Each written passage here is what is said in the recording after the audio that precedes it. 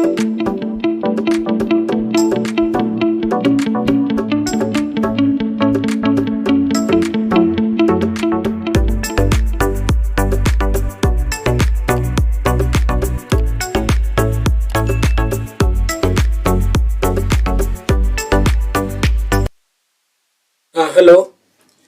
ये जो है तुम्हारा दूसरा लेक्चर है जिसमें कुछ और ऑब्जेक्टिव क्वेश्चंस को हम लोग जो है यहाँ पर अप्रोच करेंगे।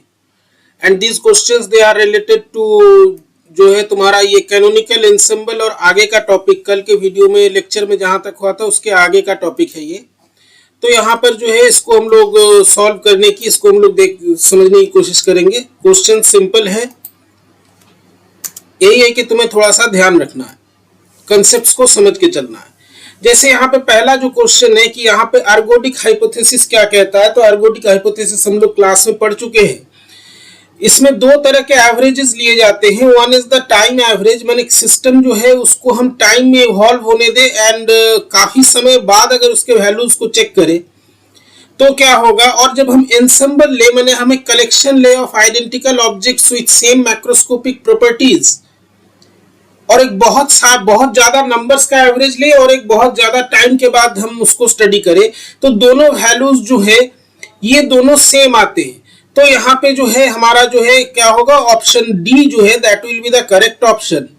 Ensemble average is equal to ensemble average is equal to the time average. यही कंसेप्ट होता है एर्गोडिक हाइपोथेसिस का। ये बेसिक थ्योरी में हम लोगों ने पढ़ा है, ठीक है।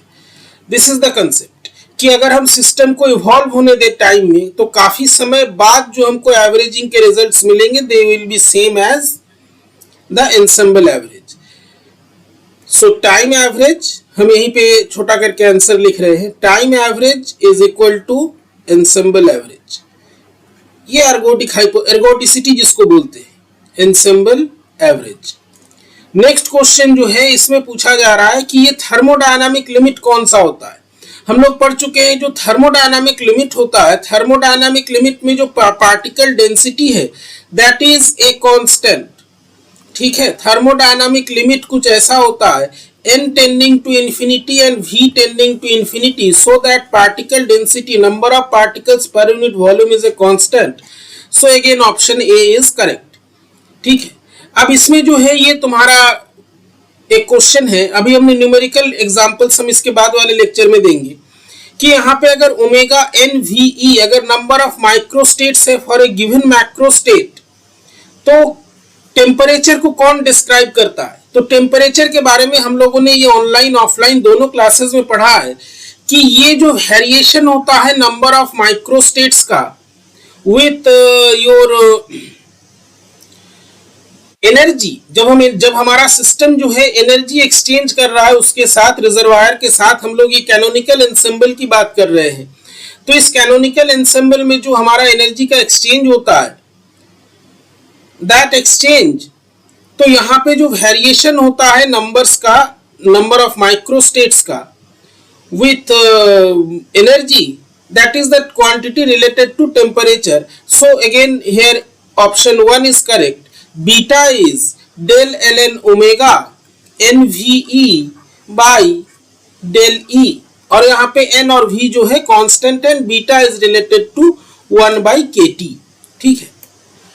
इसमें जैसे यूनिक कॉन्फ़िगरेशन की बात की गई है। यूनिक कॉन्फ़िगरेशन मतलब जब हमारा एंट्रोपी जो है दैट इज 0, ओनली 1 माइक्रोस्टेट, इसीलिए इसको यूनिक कहते हैं। Only 1 microstate, so omega option number 2 is correct।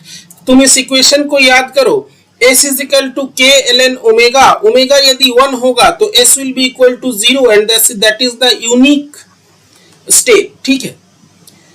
इसके बाद जो है स्टैटिस्टिकल मैकेनिक्स का सबसे बड़ा कंट्रीब्यूशन जो है, इसने ये वाला इक्वेशन दिया था which is S बराबर K ln omega and this is the fundamental equation. यहाँ पे हमने भी ऑफलाइन क्लास में भी बताया, ये जो है this one is a thermodynamic quantity entropy, thermodynamic entropy, और जो राइट साइड में ओमेगा है this is number of microstates. Number of microstates means statistical quantity, statistical quantity, ठीक है। तो ये जो है ये दोनों को रिलेट करता है। So this is the most fundamental equation of statistical mechanics और सबसे बड़ा कंट्रीब्यूशन यही है। नेक्स्ट क्वेश्चन जो है क्वेश्चन नंबर 6, ये थोड़ा सा लंबा है लेकिन आसान है। यहाँ पे तुम्हारे पास दो सिस्टम्स हैं A1 और A2, और ये A1 और A2 के बीच में जो है पार्टिकल्स का एक्सचेंज हो रहा है। हम लोग एनर्जी का एक्सचेंज पढ़े हैं। पार्टिकल का एक्सचेंज तब तक होगा जब तक इक्विलिब्रियम ना आ जाए। इक्विलिब्रियम में क्या होगा कि ये जो पैरामीटर chi1 है A1 के लिए, chi2 है A2 के लिए, ये दोनों बराबर हो जाएंगे।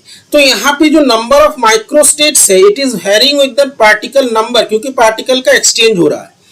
तो अब अगर इस थर्मोडायनामिक इक्वेशन से हम इसको कंपेयर करें तो पूछा जा रहा है what is chi, what is chi।